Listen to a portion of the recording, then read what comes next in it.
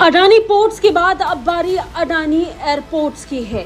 Adani group बड़े स्तर पर पूरी दुनिया में छाया हुआ है और अब बारी एयरपोर्ट्स की है। खबर है कि अब नेपाल के एयरपोर्ट्स को अडानी टच मिलने वाला है। बड़ी बात यह है कि नेपाल में जिस एयरपोर्ट को चीन ने बनाया वो एयरपोर्ट भी अब अडानी ग्रुप संचालित करने जा रहा है। नेपाल के 3 एयरपोर्ट को लेकर इस समय नेपाल और अडानी ग्रुप के बीच में बातचीत चल रही है। पाकिस्तान के अंदर जो इस वक्त सबसे बड़ी चीज, जो सबसे प्रेसिंग चीज ये है कि क्या पाकिस्तान कीनिया बनने जा रहा है। किसी ने कहा कि हम तो श्रीलंका बनने जा रहे हैं, लेकिन अब क्योंकि रिसेंटली कीनिया की पार्लियामेंट में हमला हुआ because of the heavy taxes, और ये टैक्सेस जो हैं आजकल पाकिस्तान के अंदर भी एक बहुत बड़ा नासूर बनते जा रहे हैं। अब सुनने में आया कि पाकिस्तान का जो डेट ट्रैप है that is deadliest in the world. चीन की लाख कोशिशें करने के बाद भी सब नाकाम होती हुई आज हमें नजर आ रही हैं। और जो भारत है, भारत ने वहां पर बाजी मार ली है अफ्रीकन कंट्रीज के मामले में।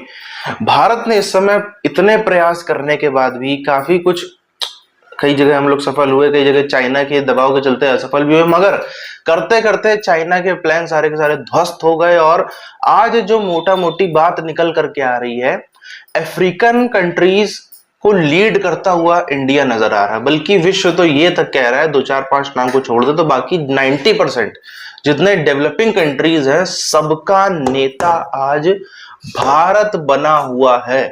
डेवलपिंग कंट्रीज से अगर आपको बात करनी है, इंडिया से बात कर लो, आपका पूरा का पूरा काम हो जाएगा। ये इमेज एकदम क्लियर मैसेज जा रहा है यूरोप में और अमेरिका में। यानी भारत से ही नेपाल की उस एयरपोर्ट का संचालन हो सकता है जिसे चीन ने बनाया था। नेपाली अधिकारी भारतीय अरबपति गौतम अडानी की कंपनी अडानी एंटरप्राइजेस की शीर्ष अधिकारियों के साथ हवाई अड्डों के प्रबंधन और संचालन को लेकर बातचीत कर रहे हैं। स्पुतनिक इंडिया ने अपनी एक रिपोर्ट में इसकी जानकारी दी।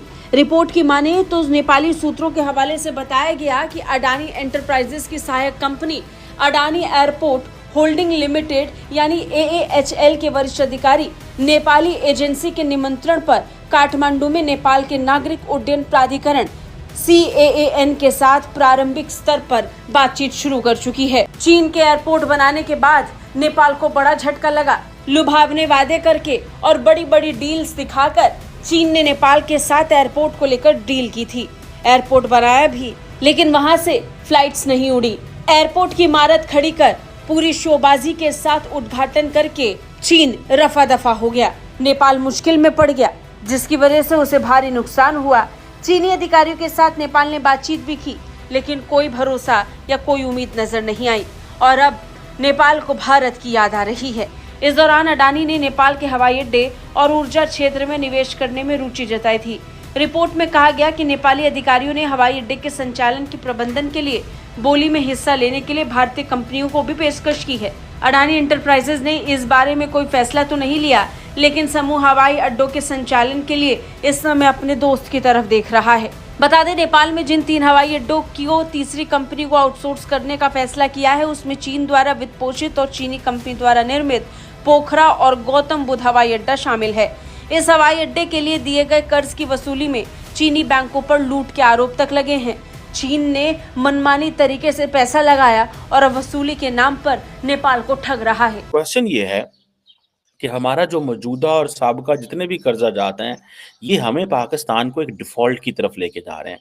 सो क्वेश्चन ये हुआ कि गवर्नमेंट के हर चीज तो गवर्नमेंट जो है वो कर्जों में दे देती है और इंटरेस्ट पेमेंट्स में दे देती है, तो गवर्नमेंट चलेगी कैसे। अब हमारी हुकूमत जो है, सुनने में आ रहा है कि सबसे ज्यादा जो हम चीज पे कर रहे हैं वो डेट पे कर रहे हैं। There is no country on the earth which is paying more debt than Pakistan. कहा यह जाता है कि they are beyond necessity। आप देखें, हर पार्लियामेंटेरियन, हर मिनिस्टर के पीछे जो है गाड़ियां घूमती हैं, पुलिस घूम रही है, डाले घूम रहे हैं। भाई किस चीज के लिए, किस चीज का खतरा है आपको? आपने ऐसा क्या किया है कि आपको ये प्रोटोकॉल चाहिए? आपकी हवस खत्म नहीं हो रही। अब मजे की बात यह है कि हाल ही में, जैसे कि आपको पता है कि कीनिया के अंदर पार्लियामेंट में उन्होंने कर लिया, हमले कर दिए। जिस अंदाज से पाकिस्तान के अंदर टैक्सेस लगाए जा रहे हैं, पाकिस्तान के एक सहाफ़ी हैं जो इकोनॉमी को रिपोर्ट करते हैं, शहबाज राना, वो कहते हैं कि जिस अंदाज से हुकूमत टैक्सेस लगा रही है, पाकिस्तानी जो हैं वो कैश सैलरी तो लेके नहीं जा सकते। अब होगा क्या कि अगर आप बिल्कुल ही, लेकिन आप अगर सैलरी लेते हैं थ्रू बैंक अकाउंट तो फिर क्या होगा, फिर गवर्नमेंट जो है 50% तक इनकम टैक्स डाल देगी, 18% तक फेडरल एक्साइज ड्यूटी डाल देगी। तो पीछे 100 में से 25 रुपए ही लेके जाने हैं ना आपने। तो बात तो राणा साहब की भी ठीक है कि क्वेश्चन ये है कि आप सैलरी कैश में लेके जाएं, अपने एसेट्स डिस्क्लोज ना करें, टैक्स नेट का हिस्सा ना बने, तो तब जाके आप अपने आप को सेव कर सकते हैं। इट मीन्स कि वो जो एलीट लोग हैं, जो अमीर लोग हैं, वो सारे फायदे ले रहे हैं और हमें आवाम जो है, जिनके जो जो आप देखें ना, आज भी पाकिस्तान दुनिया का शायद पता नहीं वाहिद मुल्क ही होगा जहां पे सैलरीड क्लास ज्यादा टैक्स देती है as compare to business community. Different statistics बताते हैं कि पाकिस्तान की जो गवर्नमेंट है वो ज्यादा टैक्स पे करती है। 6% जो है पाकिस्तान की गवर्नमेंट अपना, जिसे वो कहते हैं ना, 6% तक अपने इंटरेस्ट रेट पे करती है। 6% तक हमने वो कर्जे लिए हुए हैं। दुनिया का कोई डेवलपिंग कंट्री इतने इतने हाईएस्ट रेट पे कर्जे नहीं ले रहा। ये क्या वाकई हमारे लोग चाहते थे हम डिफॉल्ट कर जाएं? अब होता क्या है, एक पॉलिटिकल पार्टी जैसे इमरान खान के पास पावर आई, उसने कहा अच्छा क्या करें, उसने कहा इतना कर्जा आया हुआ है क्या करें। फिर चीजें इस तरह हो रही हैं कि एक पॉलिटिकल पार्टी आती है, वो कहती कर्जे ले लो जितने लेने हैं, कोई फर्क नहीं, लेकिन डिफॉल्ट नहीं करना। मेरे दौर में डिफॉल्ट ना करो, अगली हुकूमत के दौर में, जैसे इमरान खान थे। मतलब ये कैसे सेल्फिश लोग हैं यार। इमरान खान थे तो वो क्या करते थे कि जब वो पावर से चले गए तो उन्होंने जाते जाते पेट्रोल की कीमतें नीचे गिरा दी। अब पेट्रोल की कीमतें नीचे आप गिरा दें, आप आईएमएफ से मुआहदे में हो और आप पेट्रोल की कीमतें नीचे गिरा दें, इनको नहीं चाहिए था ऐसे करना, इनको ऐसे करना नहीं चाहिए था। वो ऐसी बातें करेगा इमरान खान तो, कि नहीं करेगा यार। ये ऐसे हमें हुक्मरान मिले हैं। मैं आपको बात बताऊं, ये इंतहाई, ये हमारे मुल्क की बदकिस्मती है। या तो ये सियासतदान फौज की गोद में बैठना पसंद करते हैं, या ये ऐसे अनपॉपुलर फैसले या पॉपुलर फैसले करना करना पसंद करते हैं जिससे इनको तो फायदा हो रहा हो, मुल्क को नुकसान हो रहा होता है। अब हुकूमत पाकिस्तान जो है वो they spend 3 times more on interest. ये आप, अब होगा क्या कि when you do not spend on population, when you do not spend on your people, जब आप ह्यूमन रिसोर्स का लेवल ऊपर नहीं लेके आते, जब आप एजुकेशन, आपको पता है पाकिस्तान में तालीम और सेहत खरीदनी पड़ती है। I am a student my self, मुझे पता है इस चीज़ का। मैं जब स्कूल में पढ़ता था तो जिस स्कूल में मैंने एडमिशन लेना चाहा तो मेरे वालिद साहब को उन्होंने कहा you have to give us donation. Africa में लाख कोशिशें करने के बाद भी बहुत सारी कोशिशें करने का प्रयास किया गया चाइना की तरफ से कि ब्रिक्स में शामिल ना होने दिया जाए, मगर आज जो विश्व सत्य देख रहा है वो सत्य ये है कि भारत अफ्रीकन लीडर बनकर उभर रहा है। यानी कि भारत, जिससे 7 समुंदर इतना दूर है अफ्रीका, भारत जो है वो अफ्रीकन लीडर, अफ्रीकन कंट्रीज का लीडर बनकर के उभर रहा है। जिस तरीके से हम देखते हैं सऊदी अरब, वो एक तरीके से अपने आप को अथॉरिटी लेता हुआ नजर आता है पूरे पूरे मुस्लिम वर्ल्ड की, वैसे ही आज भारत कहीं ना कहीं सिर्फ अफ्रीका तक सीमित नहीं, जितने डेवलपिंग कंट्रीज हैं उनकी जिम्मेदारी लेता हुआ आज हमें नजर आ रहा है।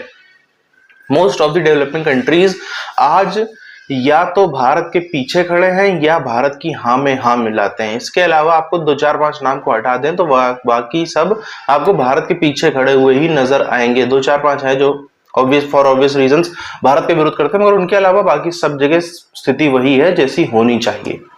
अब ये देखकर चाइना की तरफ से पूरा पूरा माहौल खराब हो गया। चाइना के अंदर इस समय जो है लोगों की तबीयतें खराब हो रही कि आखिर ये क्यों है, हमने इतना पैसा फूका अफ्रीका के अंदर, हमने इतना कुछ नहीं किया, वहां पर क्या क्या डेट ट्रैप से लेकर इतनी जो है वो चालसाजियां अपनाई, कुछ अच्छे काम भी किए, बहुत सारे बुरे काम भी किए। इतने सब करने के बाद भी आखिर अफ्रीकन कंट्रीज क्यों भागे? क्योंकि जो उनके बुरे काम थे वो इतने ज्यादा बुरे थे कि जो चंद एक छुटपुट अच्छे काम थे उसके सामने वो कुछ टिके ही नहीं, कुछ भी रह ही ना सके।